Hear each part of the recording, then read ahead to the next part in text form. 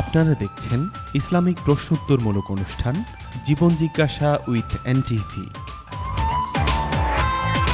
সৌজন্যে MRA global cargo এবং হিজাজ travel limited. আসমান সুন্দর, জমিন সুন্দর, সুন্দরী সুন্দরী পাল্লা, জানি না কত সুন্দর তুমি আল্লাহ।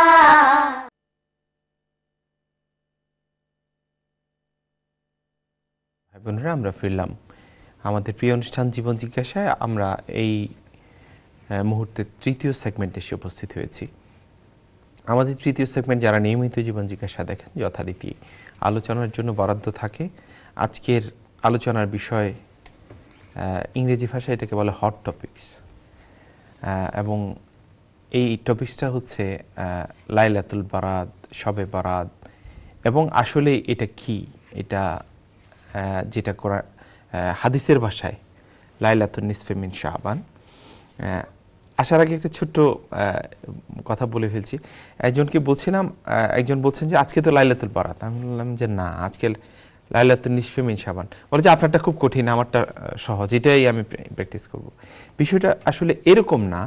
আমরা কীরকম সেটা আমাদের শেখের কাছ থেকে শুনে নিই, এবং আমরা যেটা হক, যেটা সত্যি, যেটা আমল করার জন্য, যেটা মানার জন্য, সেটাই আমরা করবো ইনশাআল্লাহ। অহেতুক আমাদের কোনো ঝামেলায় না যাওয়াই ভালো। আমরা চলে যাচ্ছি শেখের কাছে, জেনে নিচ্ছি সত্যিকার অর্থে আজকের দিনটি কি। ধন্যবাদ।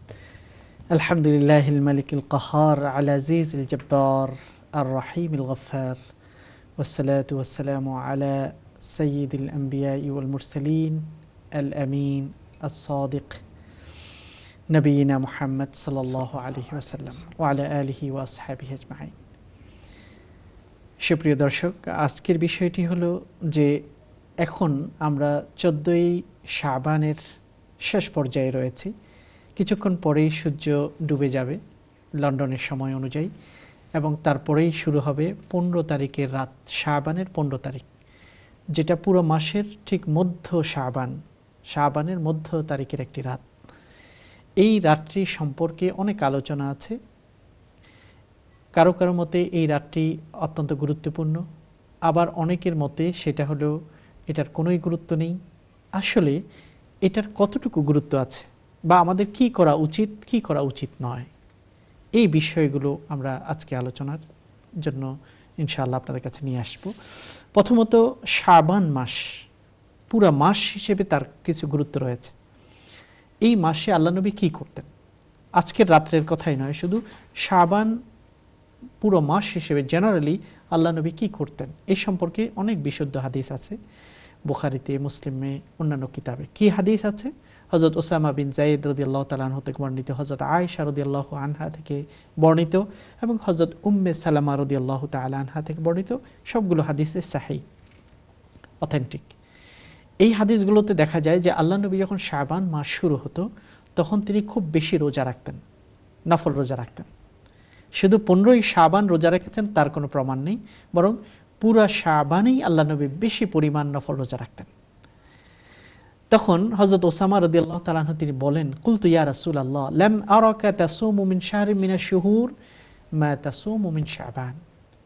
হে আল্লাহর রাসূল, আপনাকে শাবানে এত বেশি রোজা রাখতে দেখি, অন্য কোনো মাসে তো এত রোজা রাখতে, নফল রোজা রাখতে আপনাকে দেখি না, কেন? তখন আল্লাহ নবী এটার একটা ব্যাখ্যা দিয়েছেন, কারণ বর্ণনা করেছেন। তিনি বলেন, যাকা শাহরুন তাগফুলুন নাসু ফীহি আন বাইনা রজব ওয়া শাবান ওয়া রমাদান। রমাদান এবং রজবের মধ্যখানে এমন একটি মাস এই শাবান, অনেক মানুষ এটার গুরুত্ব সম্পর্কেই ওয়াকিফ হাল নয়, এটার গুরুত্বের ব্যাপারে তারা অনুধাবন করে না, অথচ এটাও গুরুত্বপূর্ণ। রজব মাসের গুরুত্ব মানুষ ইসলামের আগে থেকেই করে আসছে। এটা হচ্ছে এমন একটি মাস যেই মাসটা আশহুরুল হুরুম, যেই মাসে যুদ্ধ বিগ্রহ করা নিষেধ ছিল। এই জন্য রজবের একটা গুরুত্ব ইসলামের আগে থেকেও রয়েছে। আর রমাদানের গুরুত্ব তো ইসলামে অনেক বেশি, কারণ কোরআন নাজিলের মাস, কোরআনের মাস, রোজার মাস। কিন্তু শাবানের যে একটা গুরুত্ব আছে এটা অনেক মানুষ অনুধাবন করে না। অথচ এই মাসটার গুরুত্ব কি? ওয়াহুয়া শাহরুন তুরফাউ ফীহিল আমাল ইলা রাব্বিল আলামিন। মহান রবের কাছে আমাদের প্রত্যেকের আমলটি আল্লাহর কাছে উপস্থাপন করা হয়। তাহলে বার্ষিক একটি আমল রিপোর্ট, আমাদের কে কী কাজ করেছে পুরো বছর, তার একটা রিপোর্ট আল্লাহর কাছে পেশ করা হয়। ওয়াহিব্বু আন ইউরফা আমালি ওয়া আনা সাইম, আর আমি চাই যে আমার আমলটা যখন আল্লাহর কাছে উপস্থাপন হচ্ছে তখন যেন আমি রোজা অবস্থায় থাকি, আর এই কারণে আমি শাবানে বেশি করে রোজা রাখি। একই কথা হযরত আয়েশাও বলেছেন, কানা রাসূলুল্লাহ ইয়াসুম ওয়া মা রাআইতু রাসূলুল্লাহ সাল্লাল্লাহু আলাইহি ওয়াসাল্লাম ইস্তাকমালা সিয়ামা শাহরিন কাত্তু ইলা শাহরি রমাদান ওয়া মা রাআইতুহু ফি শাহরিন আকসারা সিয়ামান মিনহু ফি শাবান।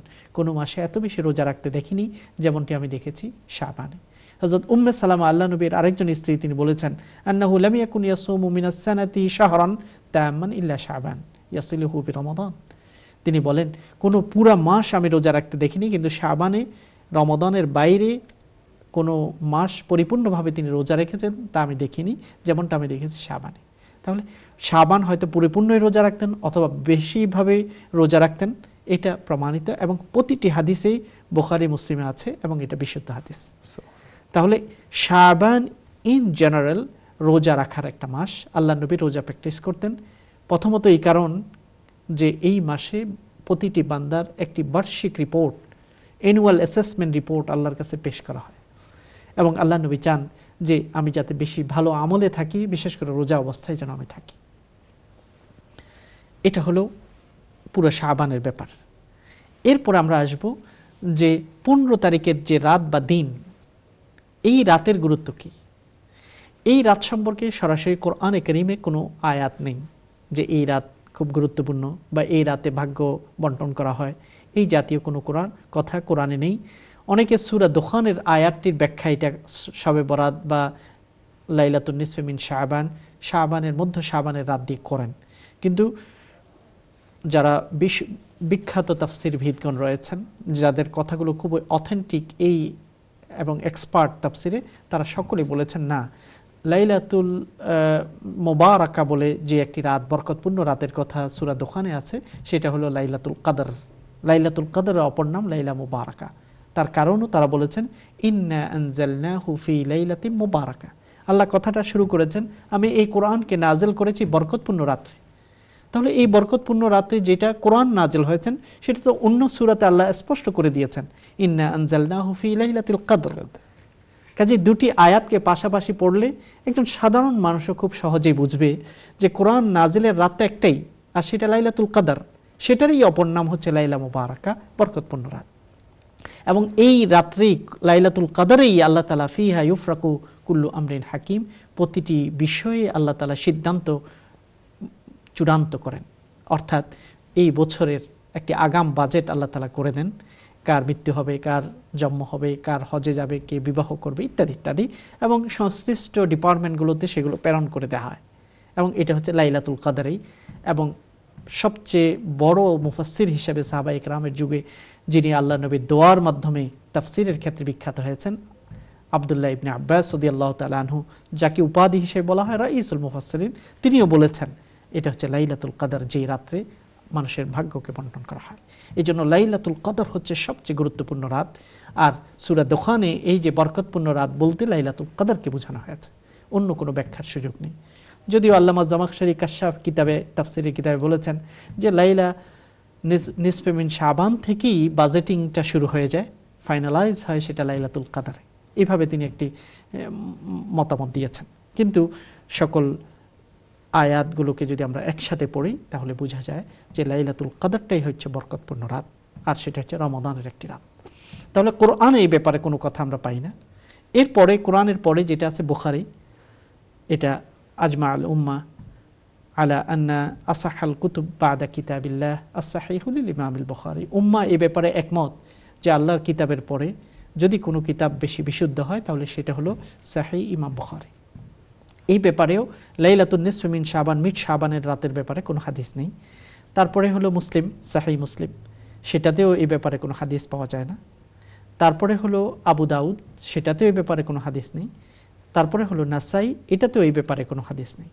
তারপরে পঞ্চম কিতাব সেহা সিত্তা, 6টি বিশুদ্ধ হাদিসের সংকলন যাকে বলা হয়, যেখানের অধিকাংশ হাদিসগুলো সহিহ, সেখানের মধ্যে তিরমিজি এবং এরপরে আসে ইবনে মাজাহ। তিরমিজি এবং ইবনে মাজা, এরপরে মুসনাদ ইমাম আহমদ, সাহিহ ইবনে হাব্বান, অন্যান্য কিতাবগুলোতে এই ব্যাপারে হাদিস রয়েছে। যতগুলো হাদিস রয়েছে এই ব্যাপারে প্রাচীনকালের একজন স্কলারের মতামত আমরা শুনবো আজকে। এই রাতটি সম্পর্কে প্রাচীনকালের একজন স্কলার, বর্তমানে যেহেতু এটা এই ব্যাপারে বিভিন্ন স্কলার বিভিন্ন কথা বলছেন, তার চেয়ে ভালো আরও পুরাতন যুগে এটা কীরকম ছিল সেই চিত্রটা আমরা দেখিনি। একটি কিতাব পাওয়া যায় যেটা প্রায় আজ থেকে 700 বছর আগে লেখা। কিতাবটির নাম হলো লতাইফুল মাআরিফ ফিমা লিমাওয়াসিমিল আম মিনাল ওয়াজাইফ, অর্থাৎ বছরে বিভিন্ন ইসলামিক পর্ব এবং অনুষ্ঠান উপলক্ষগুলো সম্পর্কে এই কিতাবটি লেখা হয়েছে। এটা লিখেছেন ইবনে রাজব আল হাম্বালি আদ-দামাশকি, প্রায় 736 থেকে 795, এইটা ছিল তার সময়কাল। এই সময়ে তিনি কিতাবটি লিখেছেন। এই কিতাবের প্রায় 122 নম্বর পৃষ্ঠার মধ্যে তিনি এখানে আলোচনা করেছেন লাইলাতুন নিসফি মিন শাবান সম্পর্কে। তিনি বিভিন্ন হাদিসগুলোকে এখানে এনেছেন লাইলাতুন নিসফি মিন শাবানের, মধ্য শাবানের রাত্র, যেটাকে আমরা শবে বরাত বলি। এই রাত্রগুলো সম্পর্কে হাদিস এনে বলছেন সবগুলো হাদিসই দুর্বল, খুবই দুর্বল। তবে কয়েকটা হাদিস আছে যেগুলো সহিহ হাদিস। সহিহ হাদিসগুলো কি? যেমন এই ব্যাপারে যে সহিহ হাদিসটি আছে, শেখ আলবানী, যিনি বর্তমানকালের একজন অত্যন্ত বিখ্যাত মুহাদ্দিস, হাদিস বিশ্লেষক, শেখ আলবানীও তিনি বলেছেন এই হাদিসটা সহিহ। সেটা কি? ইন্নাল্লাহা লা ইয়াত্তালিউ আলা খালকিহি ফি লাইলাতিন নিসফি মিন শাবান ফায়াগফিরু লিজামিই খালকিহি ইল্লা লিমুশরিকিন আও মুশাহিন। এই হাদিসটির থিমটাকে সব স্কলাররাই সহিহ বলেছেন, এটাকে কেউ দাঈফ বলেননি, দুর্বল বলেননি। তাহলে এই হাদিসটি বা এই থিমের হাদিসটি আমাদের কাছে বিশুদ্ধ বর্ণনাতে আছে। তার অর্থ হলো আল্লাহ তাআলা এই রাত্রে যখন মধ্য শাবানের রাতটি হয় তখন রহমতের দৃষ্টি তার বান্দার দিকে দেন। আল্লাহ তার বান্দা তার সৃষ্টির দিকে তাকান এবং তার সৃষ্টিকুলকে তিনি ক্ষমা করেন। তবে দুই শ্রেণীর ব্যক্তিকে ক্ষমা করেন না।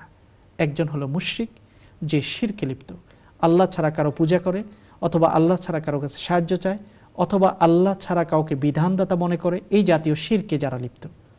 দ্বিতীয় হলো মুশাহিন, যার অন্তরে অন্যের সাথে সম্পর্ক খারাপ, হিংসা বিদ্বেষ আছে, মানুষের প্রতি বিদ্বেষী, এরকম ব্যক্তিকে মুশাহিন বলা হয়। এই বিদ্বেষী ব্যক্তি বা সম্পর্ক নষ্টকারী, আত্মীয়তা ভঙ্গকারী, এই জাতীয় ব্যক্তিদের প্রতি আল্লাহ তাআলা এই রাত্রে ক্ষমা করেন না। এটাই বিশুদ্ধ হাদিস।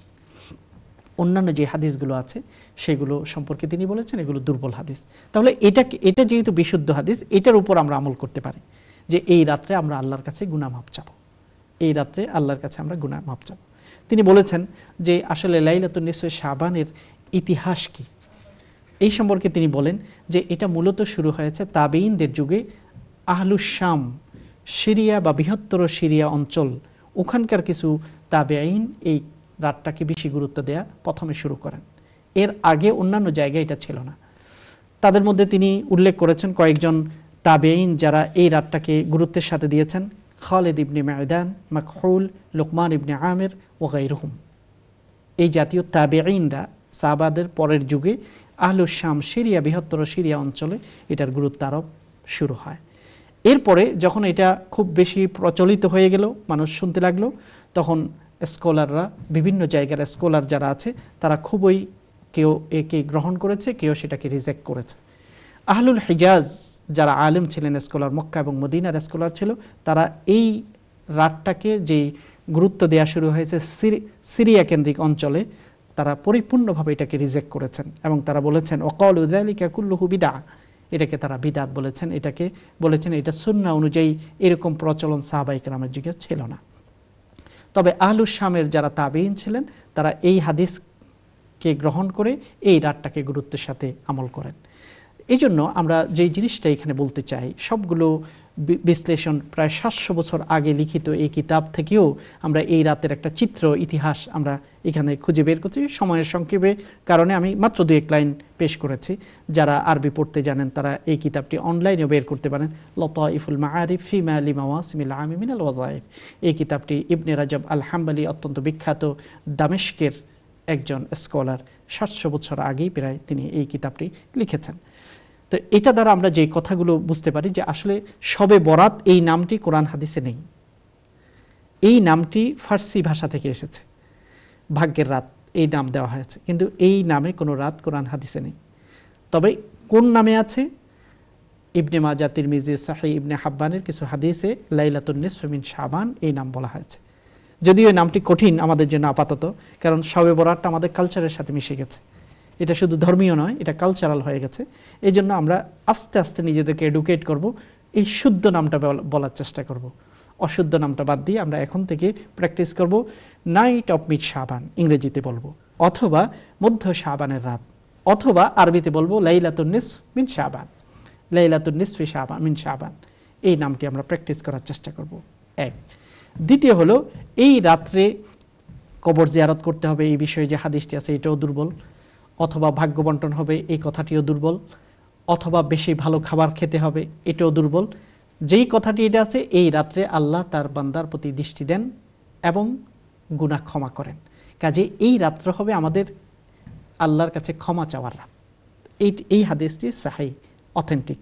এটাকে আমরা কেন্দ্র করে আমরা আল্লাহর কাছে গুনাহ ক্ষমা চাওয়ার জন্য চেষ্টা করব। অন্যান্য যেগুলো আছে সেগুলো দুর্বলতা, সেগুলো থেকে আমরা নিজেদেরকে বিরত রাখব।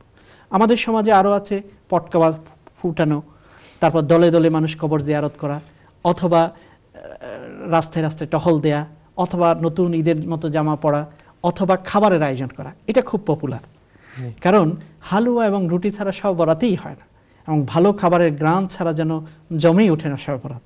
এই জন্য ইবাদত দূরে থাক, আল্লাহ আমাকে গুনাহ মাফ করবেন কি করবেন না সেটা পরে, খাবারটাই ভালো হতে হবে। আমরা খুবই রসন বিলাসী জাতি, কাজে খাবারের প্রতি যে মনোযোগ এটা আমাদের বিচ্ছিন্ন করতে হবে। এই রাতের সাথে ভালো খাবারের, হালুয়া বানানো, রুটি বানানো, গোস্ত বানানো, এগুলোর কোনো সম্পর্ক নেই। এই জিনিসগুলো বাদ দিয়ে যতটুকু আছে, যতটুকু আমরা সহিভাবে পেয়েছি অতটুকুর উপর আমরা সীমাবদ্ধ থাকার চেষ্টা করব। দুটো এক্সট্রিমকে আমরা অগ্রাহ্য করি। যারা একেবারেই কিছু নেই বলে সেটাকে একবার তুচ্ছতাচ্ছিল্য করেন, তা আমরা বলবো যে এইখানে তো শেখ আলবানী তিনিও এই হাদিসগুলোকে সহিহ বলেছেন, ইবনে রাজব আল হাম্বলি বলেছেন, আরও স্কলাররা বলেছেন। কাজে কিছু সহিহ হাদিসটা আছে, কাজে একেবারেই সেটাকে বেদাত বলে আমরা অগ্রাহ্য করব না, কিছুটা হাদিস আছে। আবার এটাকে এত বেশি গুরুত্ব দেয়া যে লাইলাতুল কদর এটার সামনে নিষ্প্রভ হয়ে যায়, লাইলাতুল কদরের গুরুত্বই শবে বরাতের কাছে যদি হারিয়ে যায়, তাহলে এটা খুবই ভয়ঙ্কর ধরনের গুনাহ হবে। কারণ লাইলাতুল কদরের মর্যাদা এত, হাজার শবে বরাতকে এক পাল্লায় যদি আপনি রাখেন, লাইলাতুল কদরের সমান হবে না। লাইলাতুল কদরি খায়রুম মিন আলফি শাহর, হাজার মাসের চেয়ে শ্রেষ্ঠ হলো লাইলাতুল কদর। এই জন্য সবচেয়ে বেশি গুরুত্ব আমাদের ভাগ্য বন্টন, আমার কোরআন নাজিলের রাত, সেটা একটি রাত, আর সেটা হলো লাইলাতুল কদর। কাজেই যতটুকু আমরা পেলাম সেটা অনুযায়ী আমরা গুরুত্ব দেব। মনে রাখবো কোরআনে কারীমে এখানে সরাসরি কিছু নেই, বুখারী, মুসলিম, নাসাই, আবু দাউদ পর্যন্ত কিছু নেই, তারপরে কিছু হাদিসের কিতাবে আছে। তাহলে এটা থেকে আমরা এটার মর্যাদা এবং ক্যাটাগরি সহজেই বের করে নিতে পারি। আল্লাহ যেন আমাদেরকে সঠিক বলার, সঠিক বুঝার এবং সত্যকে খুঁজে সেটাকে গ্রহণ করে চলার তৌফিক দান করেন। আমিন সুম্মা আমিন। প্রিয় ভাই বোনেরা, চমৎকার একটি আলোচনা শুনলাম। আশা করি এরপরে আর কোনো কোয়েশ্চেন বা সন্দেহের উদ্বেগ থাকার কথা নয়। আশা করছি আল্লাহ আমাদেরকে সত্যিকার বুঝ দিবেন এবং সেই অনুযায়ী আমল করার এবং চলার তৌফিক দিবেন। যাচ্ছি আর একটি ছোট্ট বিজ্ঞাপন বিরতিতে, ফিরে আসছি ইনশাআল্লাহ সর্বশেষ সেগমেন্টকে সাথে করে। আশা করছি আপনারা আমাদের সাথে থাকছেন। আসসালামু আলাইকুম ওয়া রাহমাতুল্লাহি ওয়া বারাকাতুহু। আসমান সুন্দর, জমিন সুন্দর, সুন্দরী সুন্দরী পাল্লা, জানি না কত সুন্দর তুমি আল্লাহ। আপনারা দেখছেন ইসলামিক প্রশ্নোত্তরমূলক অনুষ্ঠান জীবন জিজ্ঞাসা উইথ এনটিভি, সৌজন্যে এমআরএ গ্লোবাল কার্গো এবং হিজাজ ট্রাভেল লিমিটেড।